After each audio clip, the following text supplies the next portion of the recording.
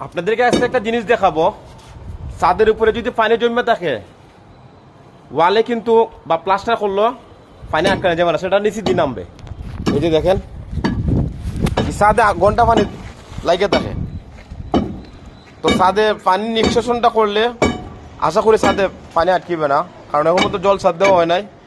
ভালো করে চিপিং করে দেয় তো ওইটা আপনার দিন, এটা ঠিক হতো না তো, ওইদিকে চিপিং করে দিত, যেটার লাগিয়ে দেওয়া হইতো সেটা যদি না হতো তো হইতো না। কারণ ওই যে দেখতে পারতেছেন পানি যাওয়ার কোনো মতো পথ করা হয় নাই বা রাস্তা করা হয় নাই, যে কারণতে মানে আপাতত ওই ডালাইটা দিয়ে দিছি আর কি। এই যে ডালাইটা দিয়ে দিছি, দেখতে পারতেছেন।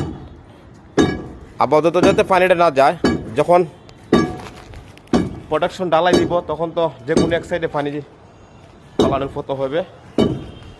দেখা যাক কী করি। হ্যাঁ, এভাবে টিপিং করে দাও।